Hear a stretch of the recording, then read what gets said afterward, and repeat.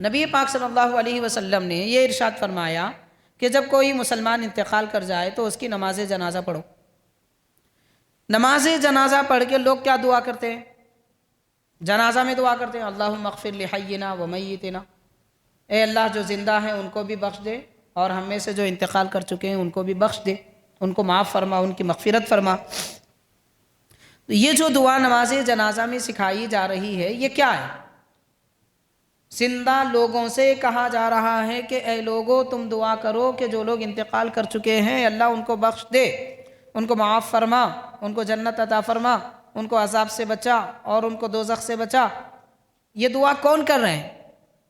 مرے ہوئے لوگ کر رہے ہیں یا زندہ کر رہے ہیں؟ تو زندہ لوگ کر رہے ہیں، تو زندہ لوگوں کی دعا کا اثر انتقال کیے ہوئے کو ہوتا ہے۔ تو دعا کا اثر یعنی زندہ کا عمل انتقال کیے ہوئے کو ثواب کا باعث بنتا ہے۔ یہ تو اسی حدیث پاک سے ثابت ہو رہا ہے۔ اگر کسی مردے کو ثواب نہیں ملتا تو نماز جنازہ پڑھنے کا حکم ہی نہیں ہوتا۔ نماز جنازہ کیوں پڑھنے کے لیے کہا جا رہا ہے؟ جنازہ کہتے کس کو ہے؟ زندہ لوگوں کا میت کے لیے دعائے مغفرت کرنے کا نام نماز جنازہ ہے۔ جنازے میں آپ نیت بھی کرتے ہیں کہ میں نماز جنازہ پڑھتا ہوں اللہ تعالیٰ کی رضا کے لیے، میت کی مغفرت کے لیے۔ تو مطلب ہمارے نماز پڑھنے سے میت کی مغفرت ہوتی ہے، اسی لیے تو نماز پڑھنے کا حکم ہے۔ نہ صرف حکم ہے، اگر کوئی نماز ایک آدمی بھی نہ پڑھے کسی جنازے کا، سارے کے سارے لوگ گناہگار بھی ہو جائیں گے، فرض کفایہ ہے۔ مطلب یہ ہوا کہ جو لوگ انتقال کر چکے ہیں ان کے لیے کم از کم چند آدمی ایک بار تو دعائے مغفرت کریں، نہیں کریں گے تو سارے لوگ گناہگار ہیں۔ تو میت کو مطلب ایک مرتبہ تو ثواب پہنچانا فرض کفایہ ہے، ایک بار تو ثواب پہنچانا میت کے لیے فرض کفایہ ہے، اور وہ ثواب پہنچانے کا طریقہ نماز جنازہ ہے۔ اب غور کیجئے، کوئی کیسے کہہ سکتا ہے جو لوگ انتقال کر گئے ان کو ثواب نہیں ملتا، ان کو ان کا عمل کام میں آتا ہے؟ ان کا عمل ہی ان کے کام آئے گا، اس میں کوئی شک کی بات نہیں ہے، لیکن زندہ رہنے والے کوئی ثواب کا کام کریں گے تو وہ ثواب بھی ان کو ملے گا۔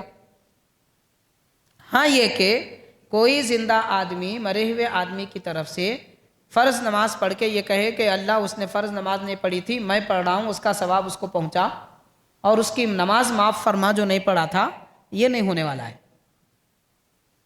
قرآن میں جو آیا وَأَلَّيْسَ لِلْإِنسَانِ إِلَّا مَا سَعَىٰ، اس کے بارے میں کہا جا رہا ہے، لیکن لوگوں نے اس کی تصویر ہی بدل دی، پوری پکچر الٹی کر دی، فوٹوز پلٹا دی، ایک مطلب کہا جا رہا ہے دوسرا مطلب سمجھ رہے۔